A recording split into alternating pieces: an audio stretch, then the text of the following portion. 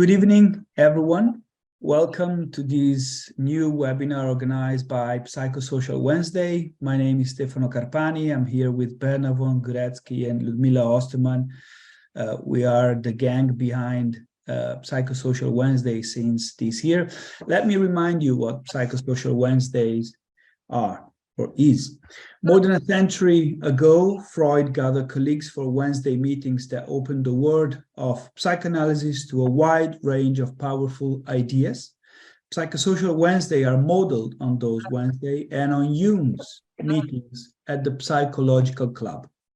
And future speakers from various psychoanalytical traditions, schools, and associated fields. 2023, our fourth season, will focus on the process of individuation, termed as freedom after freedom, in an individualized society and liquid society. Once a month, a scholar will present a theme and later discuss it with the audience. The purpose of Psychosocial Wednesdays and our webinar is to bring Jungian and neo-Jungian themes to a wider and international audience. I'm very, very happy to have with us Dr. Roula Maria Dib, for different reasons. First, because she's an amazing author, poet, and neo-Jungian, if I can call you neo-Jungian. Second, because tonight she will talk about her contribution to my book, Freedom After Freedom, which I published last year. So I'm very, very happy that she will be able to talk about individuation, textuality, and sexuality in Ursula Le Guin's Lavinia. I will not say much about the abstract of her paper or contribution tonight, but I would like to share with you bits of her amazing CV. Roula Maria is the director of the London Arts-Based Research Centre, the founding editor of literary and arts journal Indelible, and creative producer of literary event series Indelible Evenings, as well as Psy Creative, a virtual salon for researchers and creatives with a background in Jungian psychology. She is a holder of the UK Global Talent Visa as an award-winning literary scholar, poet, educator, and editor, and a recipient of the British Council Alumni Award 2021-2022 for the Culture and Creativity category in the UAE, and the American University in Dubai's Provost Award for Outstanding Literary Achievement 2020. Her book, Jungian Metaphor in Modernist Literature, published by Routledge in 2020, was shortlisted as a finalist for the International IAJS Book Award, and poems from her collection, Simply Being, Chiron 2021, were nominated for the Pushcart Prize. I hope I pronounce it correctly. MOOC, Why Online Creative Communities Matter, is featured on academia.eu. Formerly, until June 2022, she was a professor of English at the American University in Dubai. And I hope we can share it. I wanted to share it tonight, but it's not published yet. She is, let's say, poetry director or editor of poetry for Jungianeum, a new publication that I'm trying to put in this Jungian world and hopefully will come up very soon. So, Roula Maria, the floor is yours. Thank you again for being with us. Thank you so much, Stefano, for the introduction. And it is truly an honor for me to be here with everyone. And thank you for all that you do for neo-Jungians everywhere. Dr. Carpani, we can say now. And I think many of you know this, but just in case, I am not a therapist. My interest in analytical psychology comes purely through a literary standpoint. So my aim in so many things that I do is to bring and use and develop Jungian theory in literature and creativity. You know, it's heartwarming to see that there are so many poets and writers increasingly being interested in neo-Jungianism and Jungian theory in general, because it applies so much to the creative fields in all of its forms. So without further ado, I'm going to present a bit about my chapter in Stefano's lovely book. So here it is. And yeah, could you see it now? Okay, I'm gonna, yeah. All right, so the chapter is called Individuation, Textuality, and Sexuality in Ursula Le Guin's Lavinia. And as many of you know, the Aeneid is a tale about heroes. And when we say heroes, we usually say men, just as we are used to hearing about epics, Greek epics, and other types of epics of long ago. And Ursula Le Guin, again, as many of you might know, had an interest in Jungian theory. And although she didn't speak about it per se all the time, but she kind of used Jungian practices in her writing. And I see her Lavinia as an attempt to rewrite the Aeneid, but from the perspective of Lavinia, as a mode of giving Lavinia and women a bit of freedom through literature and through active imagination. So Ursula Le Guin's Lavinia is a novel about freedom via the process of creative, imaginative writing as much as it is about Lavinia the heroine, as opposed to Lavinia the shadow, who appeared in the background of Virgil's Aeneid. The novel is about the freedom and existence granted to heroes and heroines, and it reveals how liberty and reality lies in fantasy and fiction. It doesn't matter to the author whether Lavinia had actually ever existed historically, because the way we know her is through the medium of text, through the Aeneid, the epic that is all about heroes of war, in which she is merely a silent character. Her existence is confined within the lines of the poem, and Virgil had invented her, or had he? We ask. According to Lavinia, the novel, Virgil had sat down at a table, started to write, and she came to him of her own accord. This is one thing about which Le Guin has always been quite clear, that imaginative storytelling, when properly done, is a process of exploration and discovery, not that of goal-directed making. It is what Jung and the post-Jungians call active imagination, which, as I will argue, paves the way for different freedoms through textual sluices.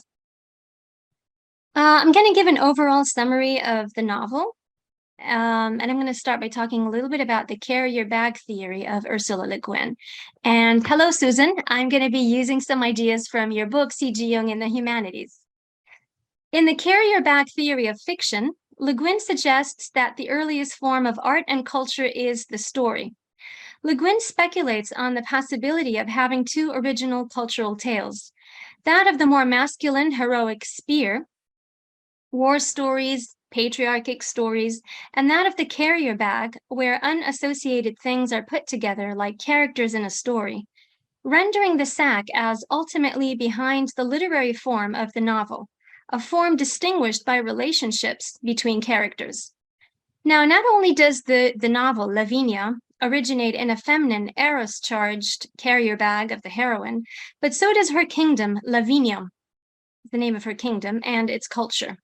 More interestingly, the novel shows how the advent of Lavinium is not prophesied by an oracle, but rather by a poet, which is a very interesting point that Ursula Le Guin comes from. She starts from. In the novel, the author makes a love offering to the female character who is almost forgotten in the Aeneid, but who also makes a return away from the meek and demure diffidence that the epic poem labeled her with. In the novel, narrated by the heroine herself, Lavinia, the heroine, first appears as a young teenage princess living in Latium with her loving father, King Latinus, and her emotionally unstable mother, Queen Amata, both of whom she refers to by their first names. So there's no mom and dad, there's Amata and Latium in the novel. Lavinia is an independent girl endowed with the gift of prophecy, which she inherited from her father. Thus, she is assigned with performing and leading the palace's daily religious tasks. In the beginning of the novel, Latium had been quite peaceful and war-free. So the princess would roam around freely, traveling to the sacred forest called Albunea, with only one of her maids, for receiving prophetic visions. Lavinia continuously refuses her suitors, including her arrogant cousin Turnus, whom her mother is deeply obsessed with. However, on one night spent in Albunea, Lavinia has in a vision in which she sees Virgil, and she engages in a series of conversations with him about her life, according to the Aeneid. The poet warns her about the impending war with the Trojans, and she accepts the fact that she will be married to a foreigner, the Trojan warrior Aeneas, until he dies 3 years later. After their first encounter, Lavinia and Virgil meet a few times before his quote-unquote death. He had traveled to the distant past to tell her about her life. So that's how she saw him, when he traveled to the past. And more details are told and created as the worlds of both the poet and the heroine intertwine. During this time, Virgil is surprised at how much of an unkept promise Lavinia turns out to be, referring to how unjustly the poem had portrayed her. After much of what the poem states happens with Lavinia, her brief but happy marriage with Aeneas results in a son, and both live under the corrupt rule of Aeneas' older son, Ascanius, who threats to take Lavinia's son away from her after the death of his father. To escape Ascanius' control, Lavinia and her son then decide to seek freedom by going into self-imposed exile in the forest for a few years, after which her son becomes a wise, just, and graceful king. Now, from epic to novel, Lavinia lives her own poem as she creates it and becomes aware of it through her encounters with Virgil. Unlike her voiceless, barely palpable existence in the Aeneid, she's given a voice and presence, in which she says, "If you'd met me when I was a girl at home, you might well have thought that my poet's faint portrait of me, sketched as if with a brass pin on a wax tablet, was quite sufficient. A girl, a king's daughter, a marriageable virgin, chaste, silent, obedient, ready to a man's will, as a field in spring is ready for the plow." In the beginning, upon her first stepping out of the poem version and into the novel, Lavinia seems to be limited by the boundaries of her own destiny, drawn by Virgil in the Aeneid, which is mainly the story of Aeneas. In the novel, Lavinia's encounters with Virgil help her speak and create her own destiny through her vivid, active imagination. Virgil confesses that the unconfined quality of her existence is not bound to the lines of the poem. "That's not where it ends for you, Lavinia," he says. Perhaps this is a hint at the continuity of her life through the liberating format of the novel. In order to achieve this liberating function, Le Guin weaves the story in non-conventional form by including the element of active imagination, offering the heroine a unique dimension of possibilities become worlds. Lavinia is given life in an alternative form of writing, mirroring an alternative form of reality. So I intend to show that the freedom given to the female protagonist within this new dimension is the product of vivid active imagination, textual individuation, and the realm of possibilities rendered by the combination of reality, surreality, and possibilities within the novel's quantum-like structure. In the beginning of the novel, Lavinia states, "And yet, my part of them, the life he gave me in his poem, is so dull, except for one moment when my hair catches fire, so colorless except when my maiden cheeks blush like ivory stained with crimson dye, so conventional. I can't bear it any longer. If I must go on existing century after century, then once at least I must break out and speak. He didn't let me say a word. I have to take the word from him. He gave me a long life, but a small one. I need room, I need air." Indeed, Lavinia is referring to the Aeneid, which is a patriarchic celebration of the victories of male heroes in war, told by a man and about men, just as we said about the spear stories earlier. It is also the original home of Lavinia's existence. She says, "No doubt someone with my name, Lavinia, did exist, but she may have been so different from my own idea of myself, or my poet's idea of me, that it only confuses me to think about her. As far as I know, it was my poet who gave me any reality at all." Lavinia the novel is a rewriting and redemption of this silenced feminine in the epic, with the heroine who is aware of this redemptive act. The new form is an attempt at redeeming a history told through fiction, but this time focusing on a different kind of truth hidden in a different kind of action. According to Mark Slavin, when it is revisioned in terms of the poetic basis of mind, fiction becomes the condition of possibility for case history. The imaginal becomes the a priori of the historical. It does not ensconce itself as noumena, but in quasi-transcendental or deliteralized sense, as different the border of unfolding phenomena. So what happens with Lavinia, as well as Le Guin, through Virgil, the poet, is a revisioning, also in terms of the poetic basis of mind, that offers possibilities for a resurfacing of a history suppressed through silence. And fiction is a new hosting environment for history, or rather, herstory. Lavinia's imaginal realm of story-making was indeed, as Slavin would call it, the border of unfolding phenomena. Perhaps it would help to look more closely at the history of story-making within early societies in Ursula Le Guin's carrier bag theory. Le Guin reflects on the way stories have molded the patriarchal perspective on the origins of culture. She mentions that hunting, traditionally a male role, has left many artifacts such as the spear being one of the earliest tools used by humans. With the spear culture comes a legacy of stories, teeming with details of excitement and male heroism. But Le Guin asks, are these the only types of stories that emerge from the earliest forms of culture? She invites her readers to think more deeply about humanity's first artifacts and visualize two types of stories rather than just the hunting-related ones, namely the ones stemming from the gathering tradition. She suggests that people have probably invented other tools way before the spear. A leaf, a gourd shell, a bag, a sling, a sack, a bottle, a pot, a box, a container, a holder, a recipient, she says. She proposes that parallel to the spear would probably be another invention, the carrier bag, which definitely does not elicit as many tales of drama, danger, and excitement as the spear.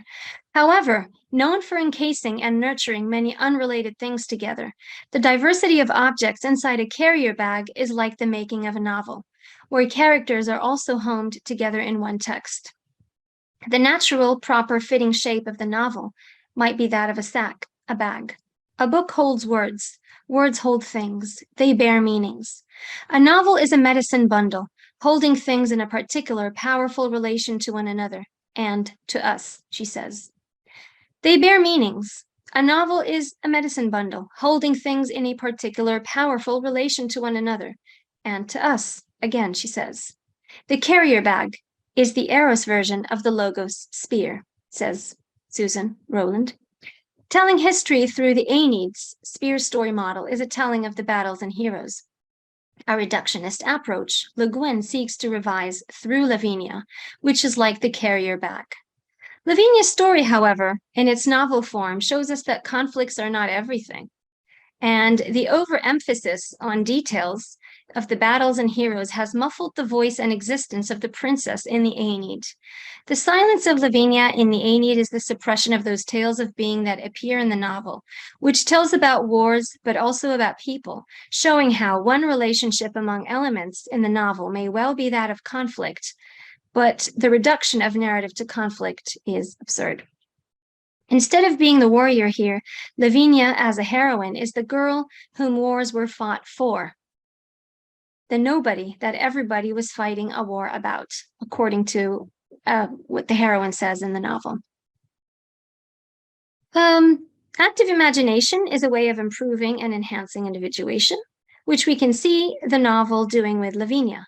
Myth-like in its archetypal manifestations, with its plot and characters, it is an active dialogue and relationship with the Aeneid, the performance of a living conversation between Lavinia and Virgil.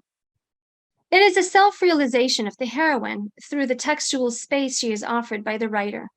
Le Guin creates this effect by practicing this form of active imagination while allowing the text to come to life, bringing the characters along with it and letting them perform their own active imagination through the conversations between Lavinia and Virgil.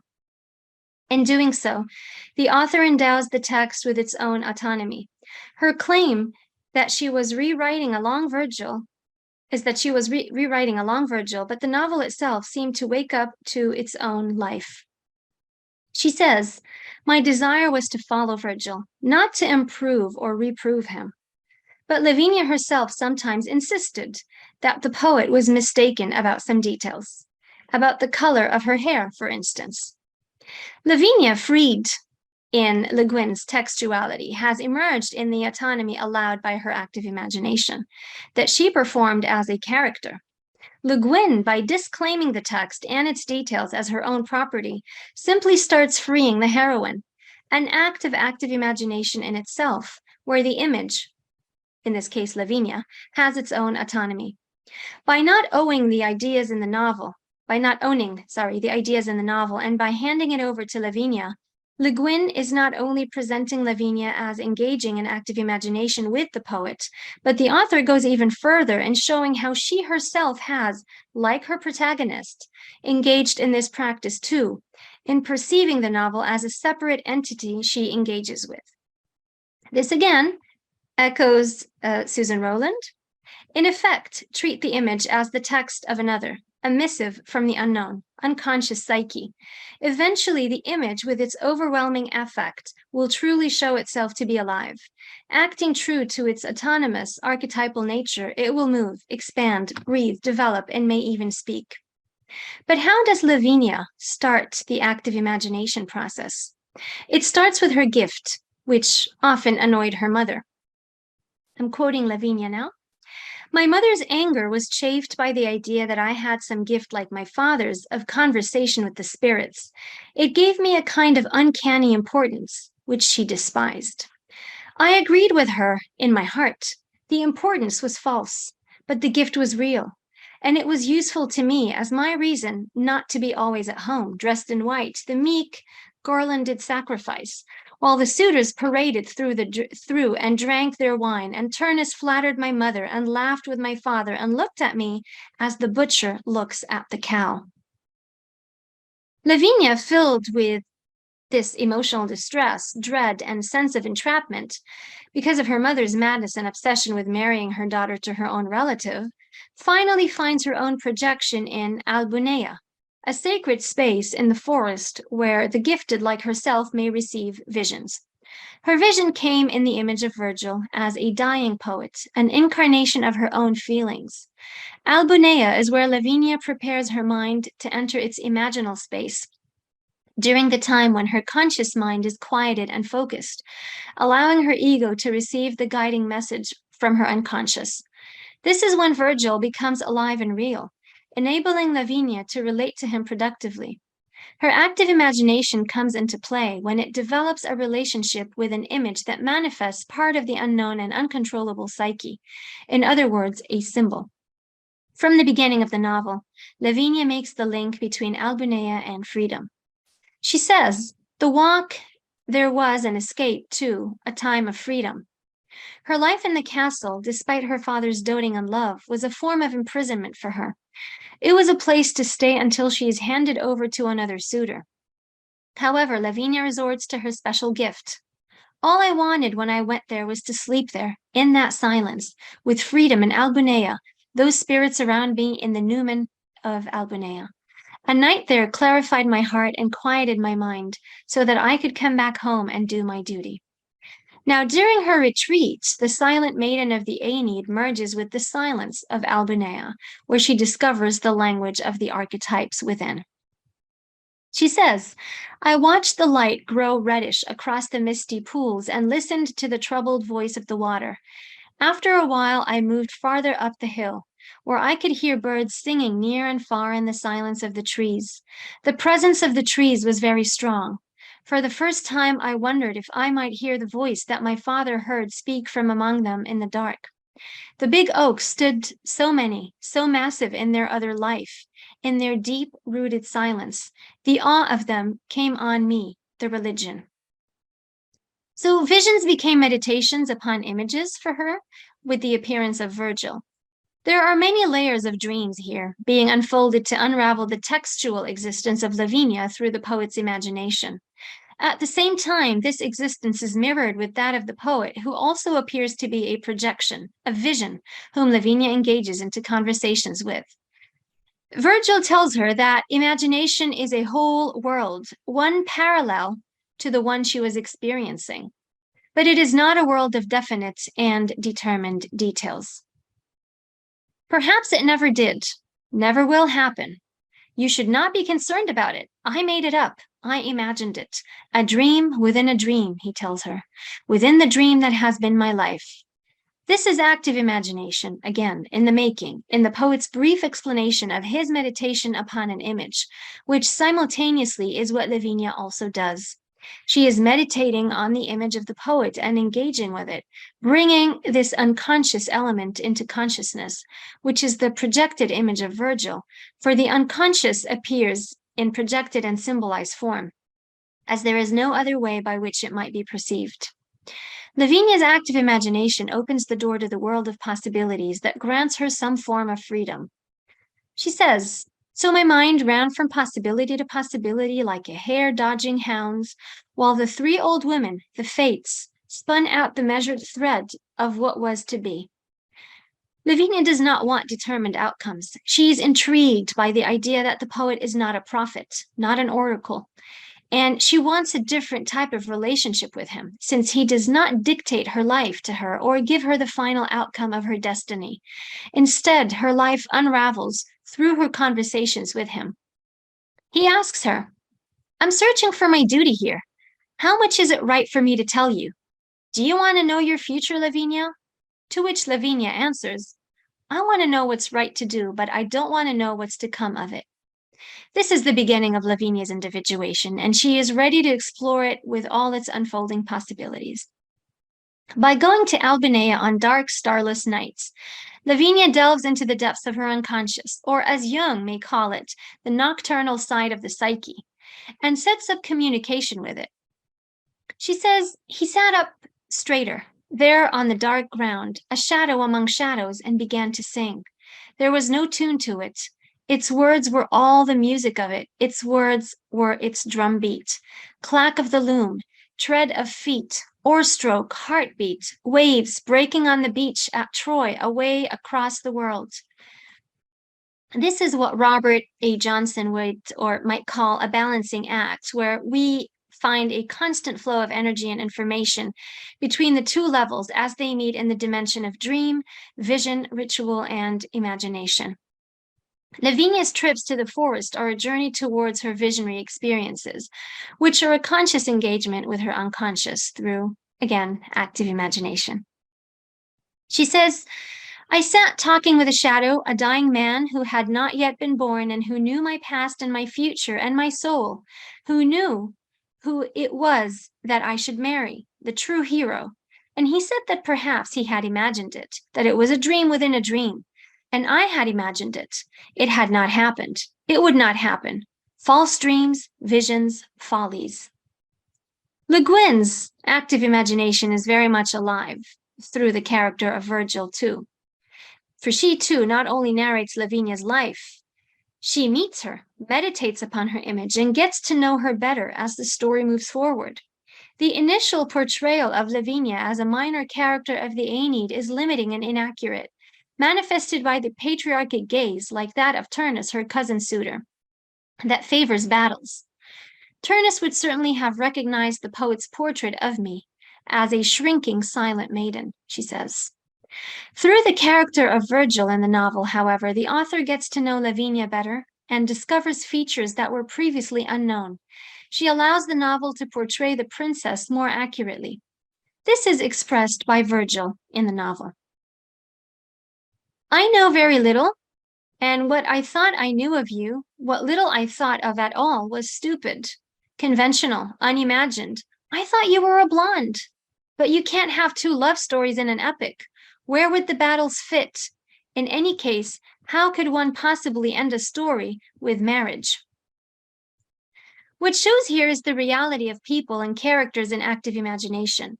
It is an autonomous reality, one that is independent from the poet's imagination. For as Jung claims in his 1935 Tavistock lectures, active imagination, as the term denotes, means that the images have a life of their own and that the symbolic events develop according to their own logic. This is another facet of the freedom Lavinia is given through active imagination and the text. As a living textual entity, she is able to have a complete life of her own, surprising even her maker or makers, in this case, the poet and the author. The active imagination of Lavinia, as well as Le Guin in writing the novel, is an act of freeing the heroine from the silent bonds of the epic poem. Though all my poet sang was true and is true, she says, yet there are small mistakes in the truth of it, and I have tried to mend those tiny rents in the great fabric as I tell my part in it. By mending, through her own telling of the story, Lavinia refers to the reformative structure of the novel. The guiding voice of the vision is not that of an oracle, but that of a poet, Virgil, who tells but does not in any way dictate Lavinia about her life. It was the poet who spoke. It was all the words of the poet, she says, the words of the maker, the foreteller, the truth-teller, nothing more, nothing less. But was I myself any more or less than that? She asks. The sense of the supernatural or divine in the novel lies in the poet, not in the gods governing the wars and male heroes as in the epic. And while the heroine's character is presented differently in the novel than it was in the Aeneid, the most striking aspect of the novel is not her character, but her conversations with her maker, Virgil. Lavinia's acceptance of her destiny is what helps her become creatively involved with it, freeing her in the resulting story. Her assent is testimony to her creative engagement in active imagination, which leads to her internalization and articulation of experience, but textually. With this acquiescence, Lavinia takes a very important step. As the first step in engaging the transcendent function, the ego turns to the unconscious with an open and receptive attitude. The creative power of active imagination also appears when Virgil uses the term invent, as he refers to Camilla, a warrior princess, in one of his poems. I suppose I did invent her, but I liked her, he said. Lavinia asks him astonishingly, invent her? To which he answers, I am a poet, Lavinia. The answer pleases Lavinia and suddenly gives her the epiphanic connection between poetry and prophecy. She says, I liked the sound of the word, but he saw I did not know it. Avates, he said. I knew that word, of course. A foreteller, a soothsayer. Virgil automatically replaces the oracle and is actually referred to as an oracle by the people of Lavinium later in the novel. They say, an oracle has spoken, a promise has been given. If you defy the voice that guides us, if you break the treaty I made, you do wrong. On the fantasy process, or active imagination, Jung mentions that we have to conceive of these processes not as immaterial phantoms we readily take fantasy pictures to be, but as something corporeal, a subtle body, a semi-spiritual in nature. This was the portrayal of the poet in Lavinia. He was a vision, but one that is a mix between the ethereal and physical. Virgil was a summoning of worlds, a psychoid phenomenon, an unconscious content made conscious and real in the empirical sense. Lavinia describes him this way. He was there, the shadow. He stood between me and the altar. His tall form was vague in the gray starlight. The nod of a head is such a small thing. It can mean so little, yet it is the gesture of assent that allows, that makes to be. The nod is the gesture of power. The yes, the noumen, the presence of the sacred, is called by its name. So he was a shadow. And like the dark Albanea night, symbolized unconscious content. But he had a physical form, along with so much authority and power assigned to its materialized movements. Virgil becomes the noumenal made present, which is a sacred power that is able to guide and create Lavinia's destiny. She asks him, wait, only tell me your poem, my poem. Did you finish it? He seemed to nod, but I could hardly see him, she says, a tall shadow in shadows. So there was an answer there within Lavinia, and there was a destiny and presence still in the making because she cannot see the answer clearly in the image, but it had to be freed from within her own self in order to project in front of her. The poet himself, simultaneously being Lavinia's projected inner image and the mouthpiece of Le Guin, expresses his desire for redemption and freedom. The Aeneid did not give the whole picture of Lavinia, who was buried within verse, unfinished and incomplete. Through her practice of active imagination during her nights at Albinea, however, the poet asks her to return.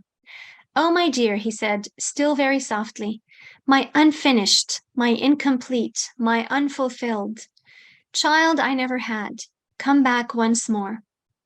"I will," she says. Her story must expand and continue within new lines, out of the patriarchic form of the epic, which, as mentioned earlier, is mainly concerned with tales of male heroes in battle. The space allowed in the novel is not a matter of format, of breaking from the tradition based on the hunter's craft and turning to the carrier-back culture, the culture that is more of a recipient, away from the botulism of the epic hero culture, as noted by Virginia Woolf. Moreover, Le Guin states that this break from the spear culture gives freedom to characters as people. It's clear that the hero does not look well in this bag. He needs a stage or a pedestal or a pinnacle. You put him in a bag and he looks like a rabbit, like a potato. That is why I like novels. Instead of heroes, they have people in them, she says. Textuality and existence. Lavinia learns to summon the dying poet, although he appears to her as a guest from the future in a past that existed before he was even born. So time is quite a confusing concept here. She becomes in contact with her inner guide, which later creates the wisdom that will free her from the clutches of Ascanius and the history of battles in verse, in which she barely had an existence. With time, this creates an awareness of her own textuality. She is guided by her poet, an inner storyteller, to continue her written life. After a long time, when the constellations had changed, she says, I spoke to the poet, not aloud, but in my mind. Dear poet, all you told me came to me. You guided me truly, up to Aeneas' death. Since then, I've let others lead me. But I go astray. I can't trust Ascanius. He doesn't know his own enmity to Silvius. I wish you were here to guide me now. I wish you could sing to me. Lavinia reflects on these two makers of her reality. In this case here, it juxtaposes her sexual and textual awakening at the same time. She asks, my question is, which of them did I more truly love? And I cannot answer it. One was my husband, the beautiful man whose flesh my flesh enclosed to make my son in me, the author of my womanhood, my pride, my glory. The other was a shadow, a whisper in shadows, a virgin's dream or vision, yet the other of all my being. How can I choose? I lost them both so soon. I knew them only a little better than they knew me. And I remember always that I am contingent. Continued. The makers left her, but Lavinia remained, existing and conscious enough to realize her own being. She says, in giving up my girl self and taking on the obligations of womanhood, I found myself freer than I had ever been. If I owed duty to my husband, it was very easy to pay.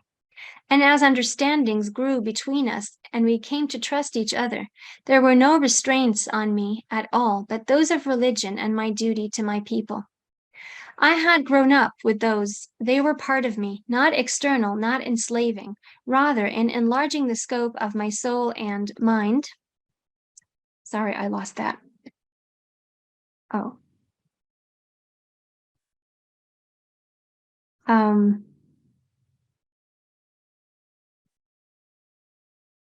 Okay, words and images drifted through my mind. The words were, speak me. Then they turned and seemed to reverse themselves as they drifted away. I say your being. I saw Aeneas' shield very clearly for an instant, the turn of the she-wolf's head to her bright flank. I felt myself lying on a vault like a turtle's shell of earth and stone that arched over a great dark hollow. So Lavinia ultimately becomes her own creator. Her practice of active imagination in Albinea was the first step towards this individuation, as her engagement with the poet is the initial step showing her integration of unconscious material with consciousness. When she had the poet with her, she had asked him to guide her, but not to tell her the result of her destiny. A chill of fear had come into me, she said. Too much was coming to me, too soon. I wanted the poet to tell me what was coming, and I didn't want it at the same time. She was ready for the journey and accepting of the forthcoming loss, pain, and violence as aspects of the world she is in. She did not strive in any way to avoid these harsh realities, but she knows how to bravely and freely act within them. She does not flee the patriarchic kingdom of her stepson Ascanius in the beginning, but instead continues to live within it, but with the authority and strength of piety of her voice. It was the voice of a princess, King Latinus's daughter, a queen, the wife of Aeneas, and later mother of King Silvius, and a gifted visionary. What makes her stand out is that she neither flees nor gives in to silence, but with the power of her visions strengthens her voice and overcomes the boundaries in her life. She dives in rather than out. She finds freedom during her own self-imposed exile. She chose her own destiny, and her conversations with the poet helped her discover that. She finally realizes this hidden freedom within. It was I who had the dream and heard the voice, she says. Now, within this unique dimension of possibilities offered by Le Guin's novel is a non-conventional form of fiction resembling the laws of quantum mechanics, bringing life and liberation to Lavinia through the novel's alternative forms of reality. Again, Susan, I'm quoting you one last time. Quantum experiments showed that the observer is always implicated in what is observed, and there is no separation. So by giving Lavinia a voice through the novel, and by giving Virgil a voice through Lavinia, the novel steps into different levels and dimensions of reality where the observer and the observed work together as one force. For example, Virgil working with Lavinia to continue the story, and Le Guin working with the voices of both in order to write her novel. So this creation of space or layers of space counters the problem of the positing of one level of reality as foundational to all others. Another thing about quantum mechanics, it states that the roots of matter lie in non-matter, which perhaps can be applied to the realm of storytelling and novel writing. This causal relationship then between matter and non-matter resembles Jung's theories on the relationship between psyche and matter, rendering the psyche as an important, highly advanced matter-forming technology. He says, the discovery of a realm of non-material forms which exist in the physical reality as the basis of the visible world makes it possible to accept the view that the archetypes are truly existing, real forms which can appear in our mind out of a cosmic realm in which they are stored. Thus, we can confirm here on the basis of the quantum phenomena Jung's view that it is not only possible, but fairly probable even, that psyche and matter are two different aspects of one and the same thing. And it is the revelation of the psychoid, the manifestation of this relationship between psyche and matter, which gave space for Lavinia's voice. It is through the quantum method of the author's active imagination, imposed on her protagonist as well, that a conversation with Virgil changed the level and perception of freedom that Lavinia had. Reading Lavinia from this perspective allows us to look more closely at the role of active imagination in writing the novel, which in itself is also about and the result of the active imagination of the heroine. The appearance of the invisible and numinous figure of Virgil is the most important factor in granting Lavinia the space and freedom she never had in the Aeneid.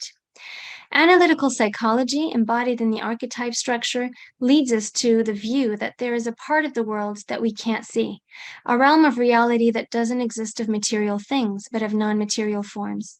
These forms are real, even though they are invisible, because they have the potential to appear in our mind and act in it.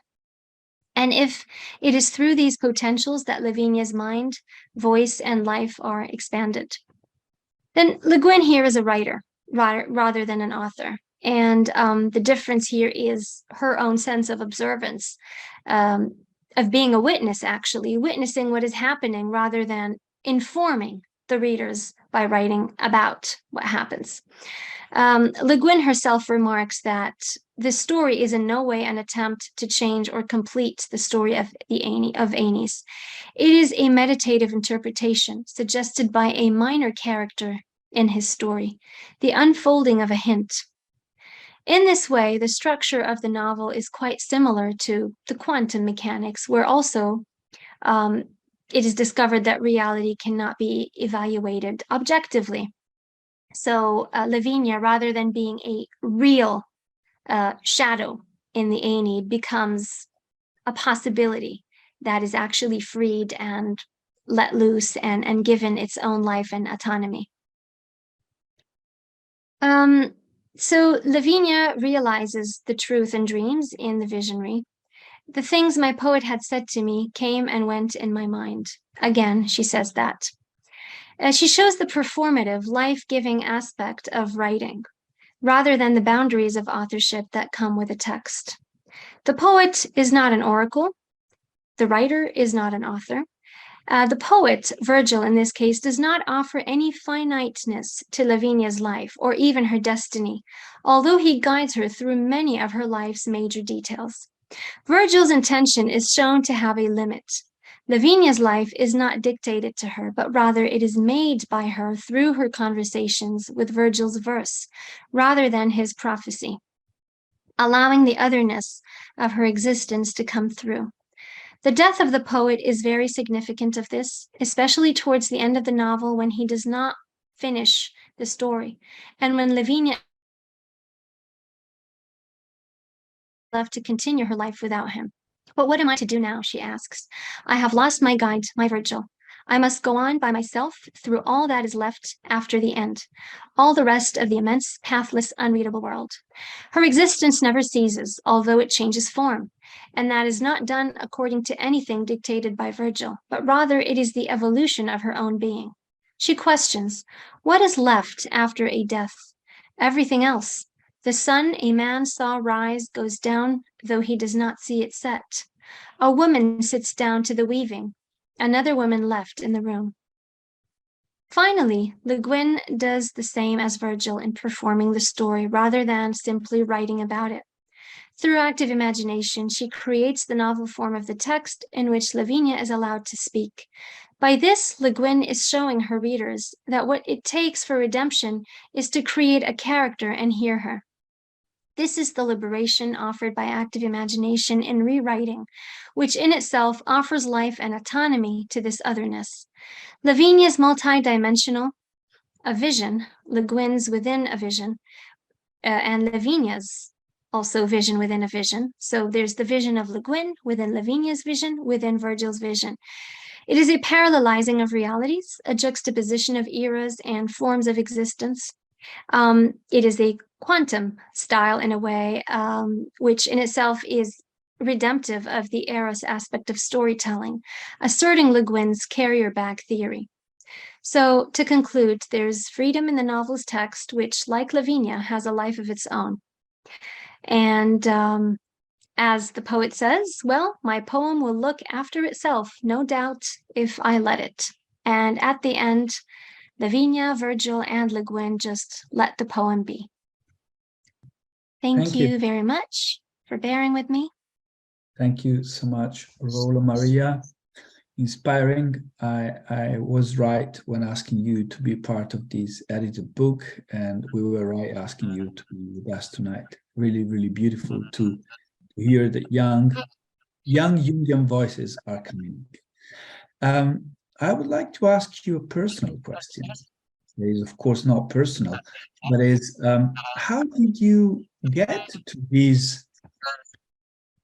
I hear an echo, so I go down. How did you get to this idea, the idea of this paper, the idea of this work, of this research, the initial poetical spark, perhaps? I guess, as you will now realize, if you haven't done so already, but post-PhD, your reading habits change, and they change drastically. Yeah. And I love Le Guin's writing, and I enjoy reading science fiction in general. And with my somehow new reading habits, you find yourself taking notes of everything. And then by the end of the novel that you've read, you feel like, okay, so this could make a good paper. Why don't I explore this or that? And it leaves you with questions rather than answers. And it's kind of, the end of every novel is the beginning of a new adventure, of a new hunting for something. So yeah, I mean, just upon reading Lavinia, you get some thoughts, you get some ideas. Because I have a Jungian background, I saw a lot of active imagination in it. And when I read about Le Guin's journey with Lavinia, it all sounded like active imagination to me. She speaks about Lavinia as if it's somebody she knows very well, someone she has spoken to, and someone she got to know through writing the novel. So I felt that, these different spaces within the novel, these different layers, could have been spiked by the whole notion of performing the novel as active imagination, as Le Guin did. Thank you. This is the moment that we open the floor to the audience. So please feel free to raise your electronic hand, not your real hand, because I cannot see 70 people on the screen. So please click on your electronic hand to ask your question to Rola Maria. And maybe if Susan is still here, yeah, she is here. You named her so many times, you quoted her so many times. She is an inspiration to you, to many. Of course. So, And Roland, Susan's work, I mean, especially C.G. Jung in the humanities, and bringing in the idea of quantum physics and possibilities and the observer with the observed. And of course, Le Guin, too. Yeah, that was a huge inspiration. And I went to that book so many times as I was reading Lavinia, actually. so So from thank you, Susan, for the neo-Jungian, inspiration as ever. so from neo-Jungian to post-Jungians and the new ancestor. Susan, do you want to say something? Perhaps you want to unmute your mic. Well, I really want to say something to you, Stefano, in that I'm not sure. I think we should put post-Jungian as a label that is a debate rather than a kind of settled status quo, because my work very much dips into Jung, and that's what Roula was drawing in. To Roula, I invite you simply to say something about the kind of hero that is being presented here. You did talk about this, but as you may be aware, that the notion of the hero is extremely toxic in American culture, and Le Guin is clearly aware of that, and her Lavinia is in many ways a response to that. Yeah, I mean, the classical notion of the hero as someone who conquers, someone who beats somebody up and takes over is just not what Lavinia is. And the novel, Le Guin's novel, not only aims to show that, Lavinia is significant, but to show her as a hero, as someone who was actually able to individuate, to understand her own worth, to have visions and to create her own reality. This is what made her a hero. Her heroism kept her safe, but it never really let her beat Ascanius in any way. She did not lead any wars. She didn't kill anyone. She was quietly sitting in a house in the forest with her son. So she was more of an exile. She was definitely not on any battlefields, no spears or swords or any violence of any sort. But she was a hero because she changed and she unfolded. So in that sense, in the sense of unfolding herself, finding meaning, finding self, creating her own being rather than having it created for her, realizing the possibilities and the different channels that she can exist through, In my opinion, this is what showed her as a different kind of hero. So this is the Eros rather than the Logos hero. Who would like to ask a question to Rola Maria from the audience? Please raise your electronic hand.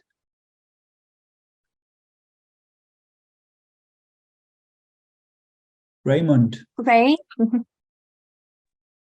Yes,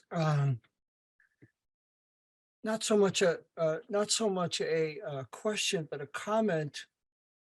It just so happens that I just finished a class on Chaucer's Troilus and Crusade, and what you present here is so similar to that I can't help but make a few comments on what I would call the feminization of patriarchal history, and that it seems as if we obviously need to look through the eyes of women and go back in the past and do that. And that seems, although I haven't read her novel, it seems that is what she's doing. The interesting thing about Troilus and Crusade, and I disagree with a lot of the literary critics, is that I find it to be an incredible novel as well about that same topic. In just a couple of interesting stats, in the Aeneid itself, Lavinia speaks not one line. I think you might have mentioned that earlier. She has no dialogue at all. And if you look back at the major epics, in the Iliad, Achilles has 1,281 lines and Hera has 327. In the Aeneid, Aeneas has 1,958 lines, and Dido, who many consider the main character in that epic, has only 231 lines of speech. And in Troilus and Crusade, Chaucer really makes an incredible difference, giving Crusade 1,154 lines and Troilus 1,662. Also in Troilus and Crusade, there were literally no scenes of battle at all, even though the entire poem was written while the Trojan War was going on. Most of it takes place in Troy while the war is going on. And Troilus is one of the greatest warriors in Troy, probably the second greatest warrior in Troy. So it's just the parallels between those two things I just wanted to mention.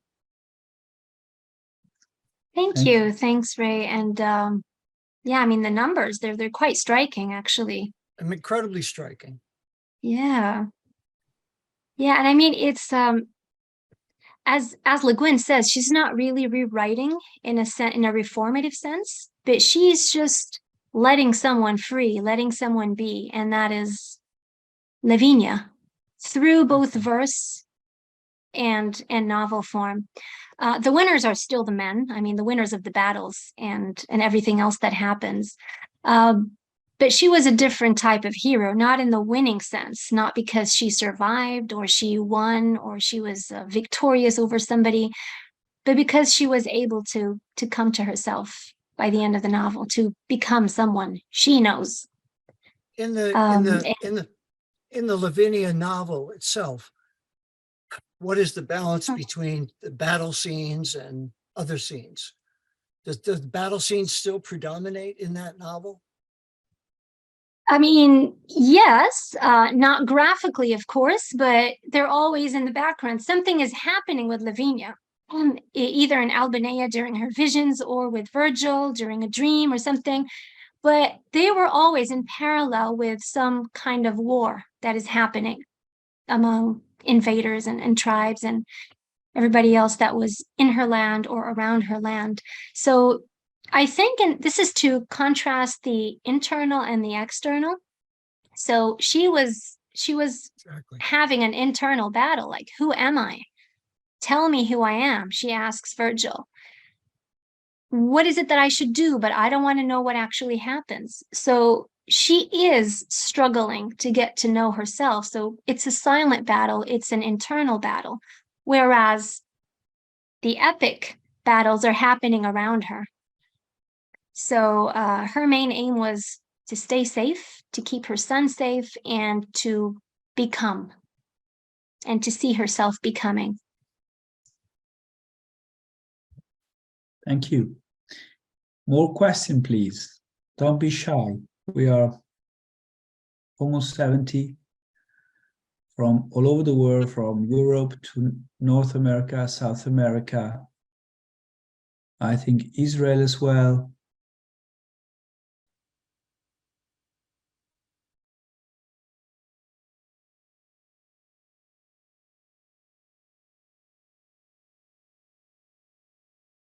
Okay, then I thank you very, very much, although tonight you were very shy.